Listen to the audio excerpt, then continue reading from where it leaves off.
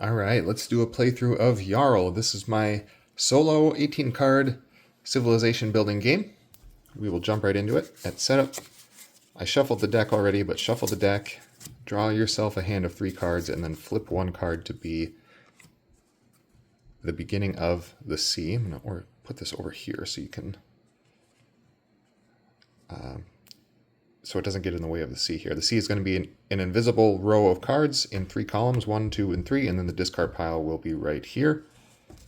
And this is our tableau. All right. What do we got in our opening hand? We have 2 develop actions and a trade action. Maybe we'll build this card right away. I'm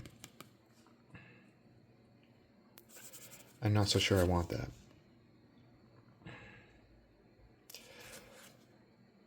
Otherwise, we could attract a citizen. You know what? I know what I'm going to do. I'm going to put that in the sea to rest. That's basically ending your turn and drawing up to your hand size. Our hand size is 3 at the beginning of the game. And then I'm going to play this trade action. So I'll play that card. And I'm going to attract a citizen. I actually want to attract this card as a new citizen. So now we have a smith, and this will go in the sea. Okay, what do we want to do next? My goal here, just so you know what I'm kind of aiming at, this first round, I just kind of want to get my board state set up. I want to get some things in my storehouse, and I want to get some kingdom or some citizens out to defend against the first invasion. I'll talk through that when we get there. So what I'd really like to do, it looks like it's not going to be too hard to do, at least this first part. So I'm going to play this for the voyage action. There's 2 options under voyage. You can settle or raid. We're going to choose to settle, which simply means to convert this citizen into a kingdom. And now we've got a gray kingdom. The played card goes into the sea. Now our sea is full. Any additional cards we put into the sea are going to make that 1 on the end fall off into the discard pile. We have a develop action left. I'm gonna rest with this one. So you either have to rest using a card from your hand or from the top of the deck. I don't want to risk it. I think there's enough. Well, actually, no.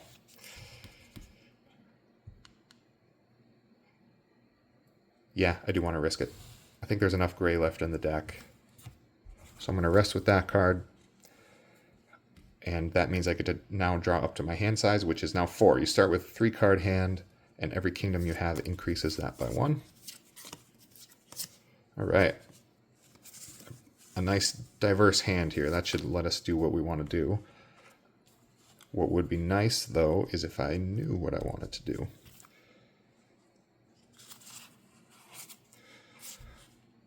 So what I want to do is tax and get some metal in the storehouse, and then get myself a citizen as well. And it would be nice if I could, in addition to that, get some livestock into the storehouse so that I don't have to worry about building up my citizenry in future turns. That would set us up nice. There's some good long-term thinking there. It's just a matter of if I can figure out the sequence to make that happen properly. So there's one of the 4, there's 4 of each color except for gray has 5. So one of the 4 tax cards is there. What I'm thinking is to make this tax action the most efficient, I would like to also have a red card in here already. There's no red card out here.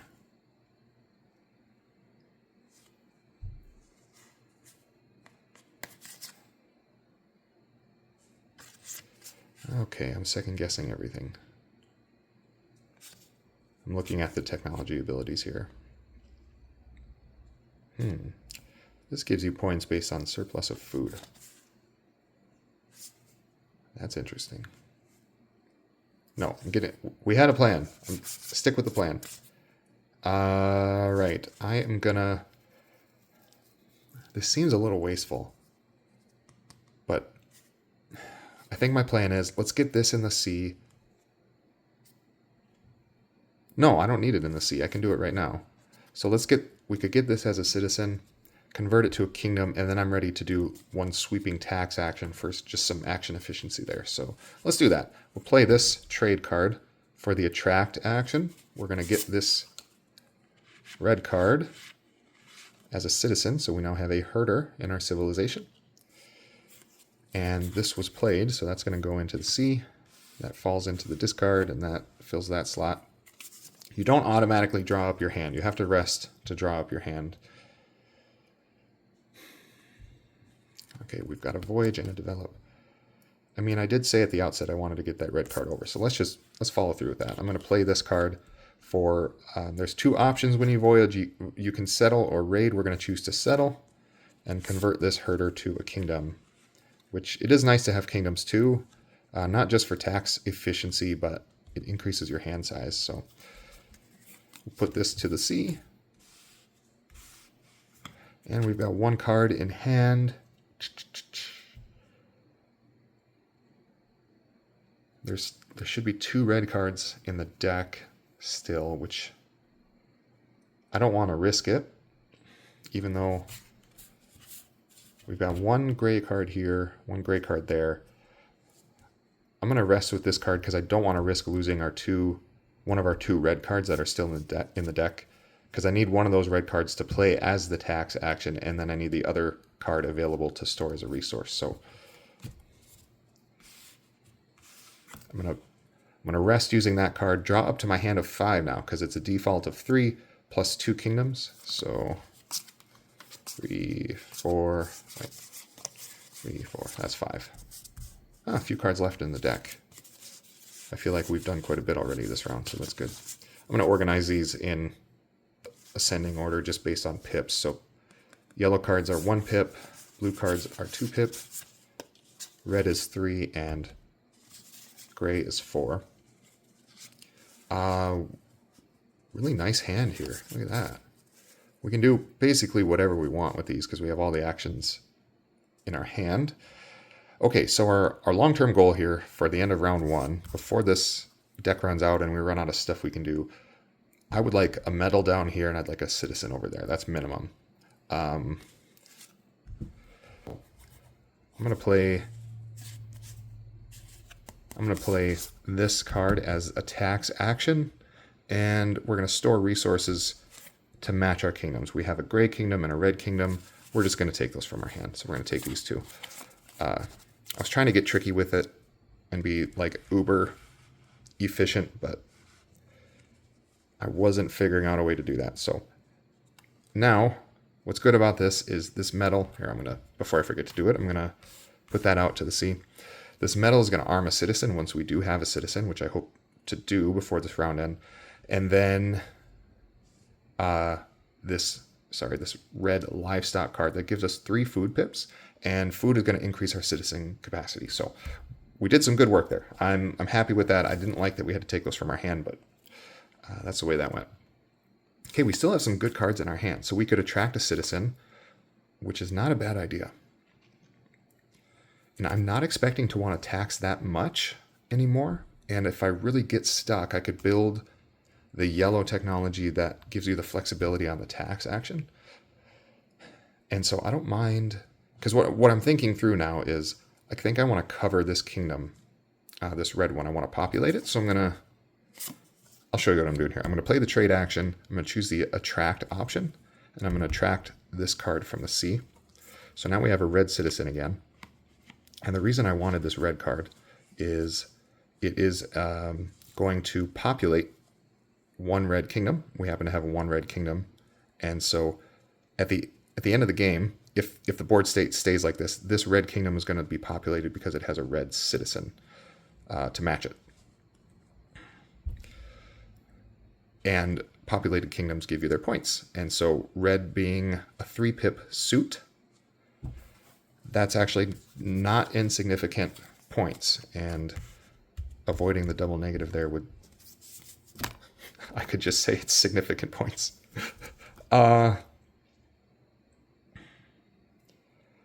We have a voyage action here, and we have 3 cards in the deck. To voyage, I could settle or raid. I don't have enough cards in my hand to raid. So I'm going to have to rest. And the question is, do I want to rest? Do I want to hang on to this card? Do I want to build this card? Or Reduce the discard cost of raiding by 1.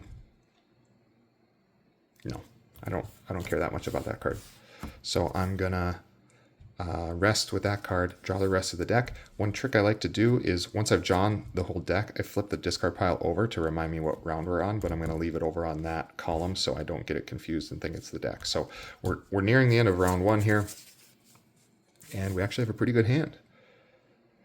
So we're in good shape as far as the invasion is concerned because we have one armed citizen. That's going to take care of it for this round. It won't be good enough for next round, but for now it'll work. So can I build anything? I have a red and a gray in my storehouse. So if I wanted to, I could develop this longhouse. Your food counts for double. I'm not too worried about my food capacity because I have a red card in here, and your citizen capacity is 1 plus the number of food pips you have, and livestock and grain are the 2 food suits, and livestock gives you 3 food pips. So I could have 4 citizens over here, and I'm just not expecting that to be a problem from here on out. If I have more than 4 citizens, that's probably some weird janky strategy, and I don't have anything that tricky in mind for this game, so I'm not too worried about that. I can't develop the gray. I just don't have enough resources around. And I could, you know what? Maybe we'll develop this. So I'm going to play this develop card. The way develop works is you develop a technology from your hand and you have to show resources, so that it means it has to exist either in the storehouse or in your hand or both.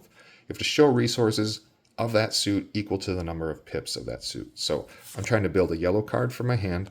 Yellow cards are 1 pip suit, and so I need to show 1 yellow resource. The trick with this is the card itself counts for a resource for itself. So yellow cards essentially build themselves other than the card you spend for the develop action. So I play the develop action. I'm going to build this card, and now we have developed the beer technology. When you take a tax action, you may voyage instead.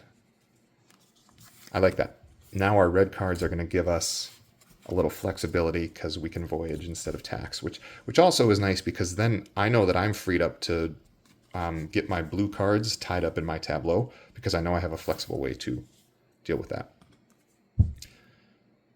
We have a voyage card left in our hand. You can settle or raid. I don't have enough cards to raid, and I don't want to settle because that's my only citizen, so I'm going to end the round here. Okay, that's the end of round 1, and I guess the order of operations here is you shuffle up the deck, which, here, I'll make sure you guys see that I'm shuffling. It's always a risk to shuffle on camera, but I didn't drop anything that time. I'm going to rotate the deck to show we're on round 2. And then before you draw your hand, you have to face the invasion. And the invasion is equal to 1 plus the round that just ended. So we just ended round 1, so our invasion strength is 2. And we have to defend against that invasion or not. If you don't successfully defend, you have to discard cards from the top of the deck before you start the next round. And you don't want that because you might lose the card you wanted, and you just have fewer cards to work with that round in general, so that's bad. But if you defend, you don't have to do that. And so to defend, you have to show a number of citizens equal to the invasion's strength. I said the invasion strength was 2 at the end of round 1, and so we have 1 citizen here. So by default, that 1 citizen is going to have a value of 1 defense. However, every armed citizen, so 1 metal card in your storehouse arms 1 citizen, and so this citizen is actually worth 2 defense. So armed citizens are worth 2 defense, unarmed are worth 1. So this 1 armed citizen is enough to deal with that invasion. Right, so that's a successful defense. That means let's go ahead and draw up our hand for the next round. Our hand size is 5, so 3 plus 2. Your hand size is 3 plus the number of kingdoms you have. And now we'll need to get another citizen at least to cover the next invasion. But other than that, I feel like we're in a good position. We don't have to increase our citizen capacity or anything like that. So I think we can start thinking about what technologies we want to develop and try to put together a scoring strategy. So if I want to develop a gray card, those have the most powerful abilities. I'm going to either want a large hand size, and I'm also, And maybe even in addition to that, I'm going to want some flexibility on how to take a develop action. There's a yellow card in the deck yet that's going to help with that. So I'm going to look for that. I'm looking at these abilities. When you trade, you can tax. I don't know if I need that one. Your food counts for double. We don't need that one. We're fine on food. Wood in your storehouse may count as any other resource when developing. Now that I think is going to help us. If my goal is to develop one of these powerful gray cards, that's going to help with some flexibility. So let's think. If I voyage with this, that'll put it into the sea. And then I could voyage with this and raid and get that. No, what am I doing? I'm doing that. I'm thinking too far ahead. I was thinking about how to get wood into my storehouse. What I want to do is build this card. So to develop this card, I need to play a gray card and show enough blue pips or enough blue cards equal to its pips. So blue cards require 2 pips, and I happen to have 2 blue cards in my hand, so I can actually develop this without any support from my storehouse. We'll play this, and we'll develop this card. So now we have developed timber trade. Wood in your storehouse may count as any other resource when developing. That is nice. All right, let's think about our next turn here. We have trade, voyage, and develop. So now the thing is, I'd like to get some wood into my storehouse to be able to use it and benefit from the wood in my storehouse for the purposes of developing a gray card.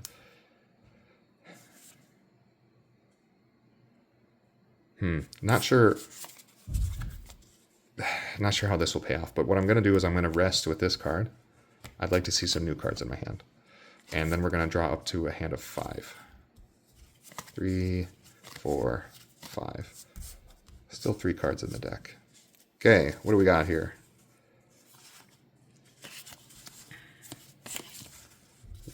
We have a trade action, 3 voyages, and a develop. And I want a blue card down here. And the long way around is to attract it as a citizen, settle to convert it to a kingdom, and then tax to get it replicated down here. That's the long way around. The short way around is raiding. But to raid, I need that color of card in the sea first. So here's where I was going on that last turn when I was getting ahead of myself. If I could voyage with one of these cards, that would give me a blue card in the sea. And then I could play another voyage action to raid. So what do I want? What do I want? I mean, let's think about this. I could just get that metal into my storehouse through a raid. That's an expensive raid, because I would need to play a blue card and then discard all the other cards in my hand. I don't want that because I don't want to lose this card this round. We're already on round 2, and those last couple rounds go really fast because a lot of these cards are tied up in play. So I think I need to prioritize developing irrigation, which allows you to take a voyage action, but develop instead.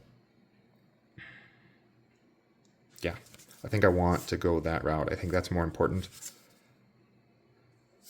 So I'm going to play this. No, I have to play this guy for a develop action, and we'll develop this card. It supports itself. And this goes into the sea. Right, so now whenever we voyage, we can develop instead.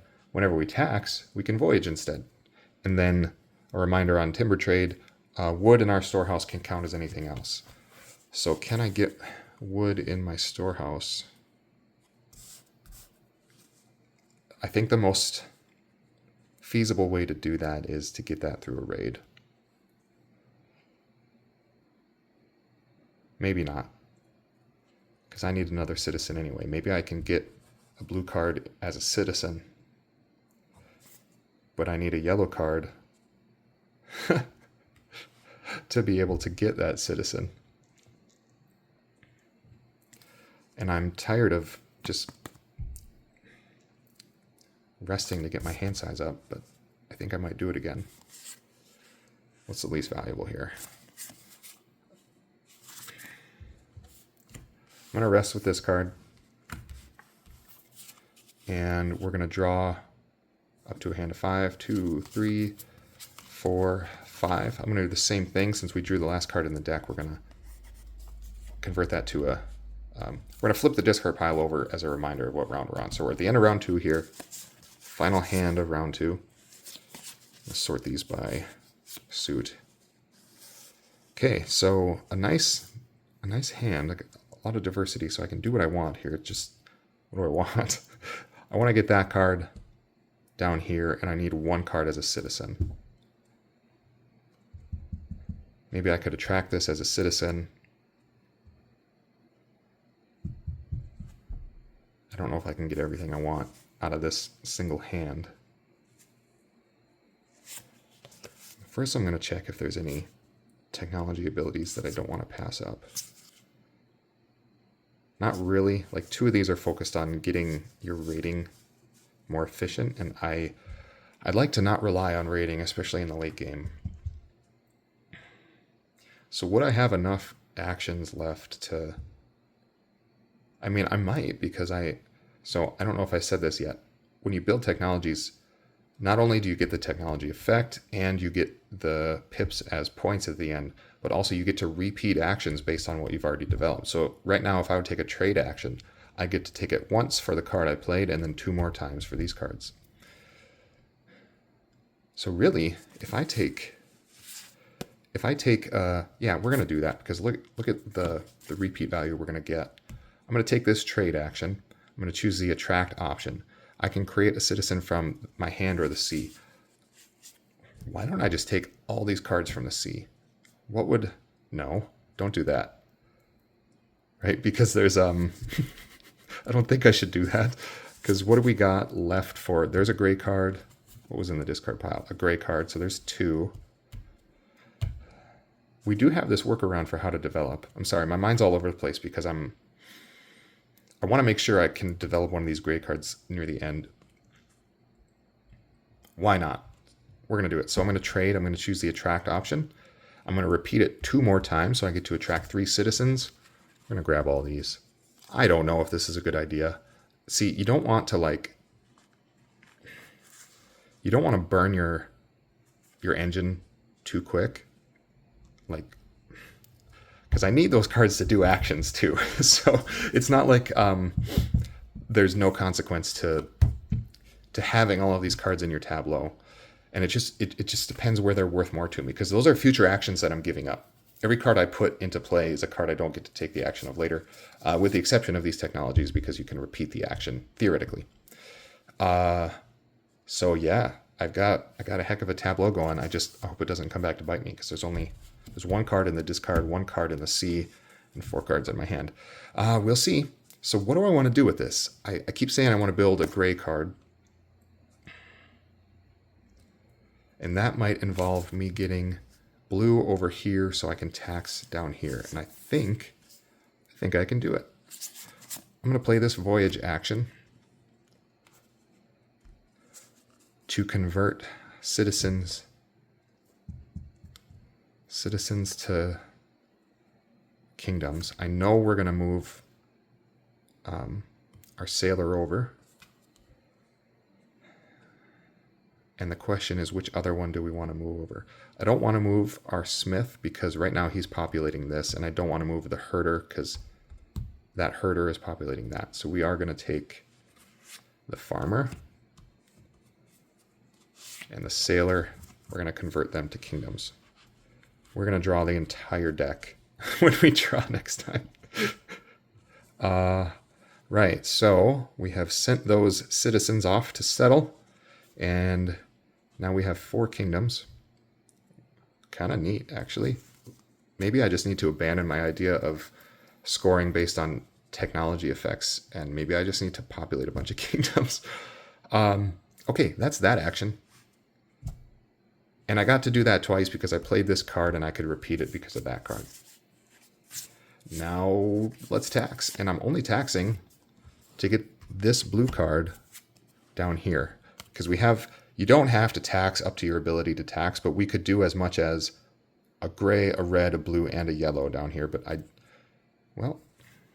store resources from hand and sea. I don't need to take this card. I'm going to grab this one from the sea so I don't burn the card from my hand. I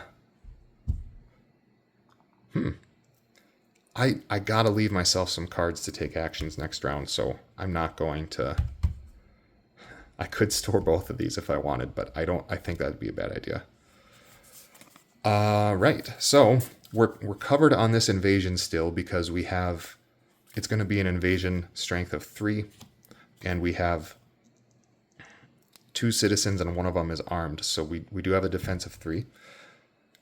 I am liking that 2 of our more powerful kingdoms over here are populated, so those are going to be points later. And I'm liking that we have this wood down here because of this ability.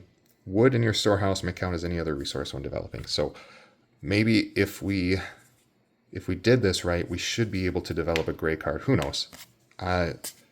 Who knows? Maybe I did the math wrong, but I might as well play these if I can figure out something useful to do with them. I could develop this because I could play this and it supports itself plus the wood from down here. And this says every grain card in your storehouse. I don't need that. You know what? I think I'm gonna... I don't know if this is a good idea or not. I'm gonna end the round right now. I don't want to take any more cards out of play because I want my actions available so that we can try to develop one of those remaining gray cards. So we're going to leave it. I'm going to end the round. So that's the end of round 2. We face invasion strength of 3, which we have just enough defense to cover that. And now we're on to round 3. We're going to draw our hand, and we have a hand size of 3 plus 4, so we have a hand size of 7. That's all the cards and then some. So someone remind me we are on round 3. Don't forget that. Now our sole purpose in life is we want to develop one of these gray cards. What's going to get us the most scoring? All your non-gray kingdoms are considered populated. Not a bad idea. And then we just double down on kingdoms. Because we could attract a bunch and then settle twice, even just with what we have. I want to develop this card. Your non-gray kingdoms are populated. So to develop that card, I need to show 4 metal as support. I'm going to use this technology, which says when you voyage, you can develop instead. So I'm going to play this blue card. I'm going to put that in the sea right away so I don't forget. As for the voyage action, except instead of voyaging, I'm going to use it to develop. And the reason I want to do that is so that I don't take one of these gray cards out of play in that development effort. So metal obviously counts for metal, but because of this flexibility here, this wood can also count for metal while we're developing. So we've got 2 metal here, and I've got 2 metal in hand, and I took the action with this card. So that's enough to develop this card here. And so now we have war tactics. All your non-gray kingdoms are populated. So that means at the end of the game, we don't have to have citizens to match our red, our blue, and our yellow kingdoms, which means, yeah, we're definitely gonna... We're going to try to fill up our citizens and get them converted over. So we're still in round 3. I do need some citizens available. I do need citizens available to block the coming invasion. I for sure want to block the next invasion, and we'll see about the end of round 4. So how am I going to get citizens? I'm going to trade. Goodness. So if I need to leave this one.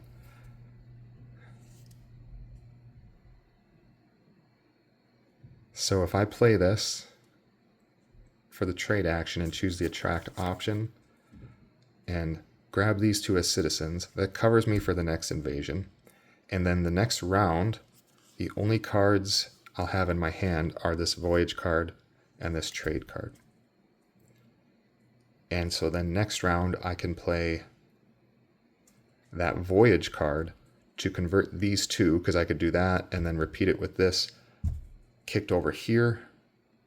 Oh, but this gray one doesn't do me any good because that's not automatically populated.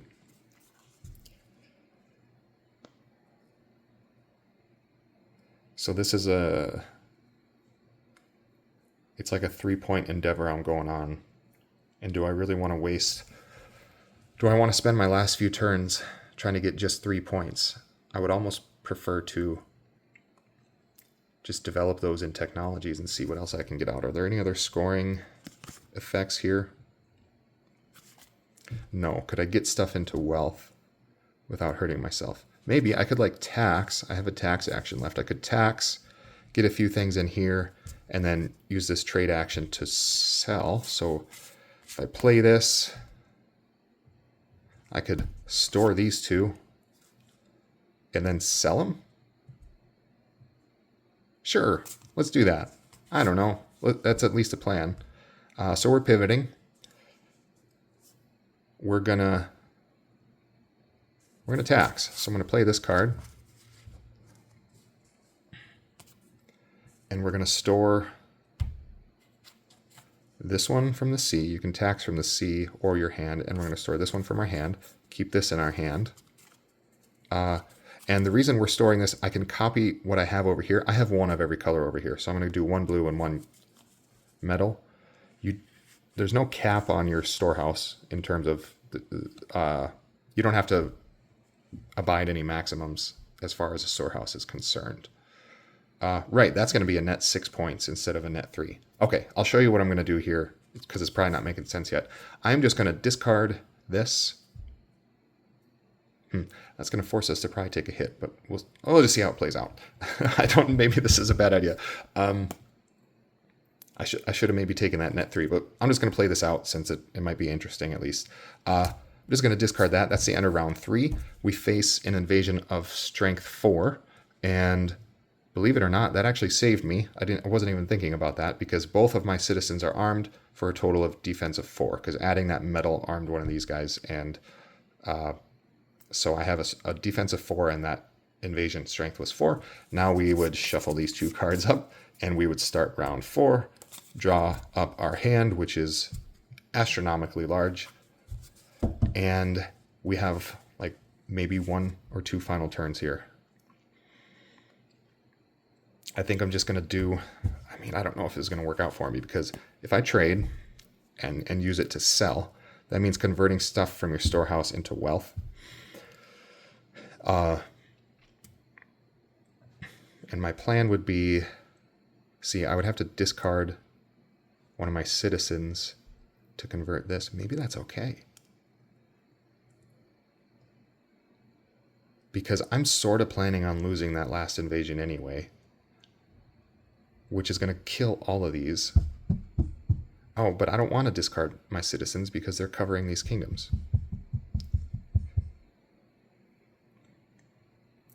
Okay, I'm going to scratch that idea of,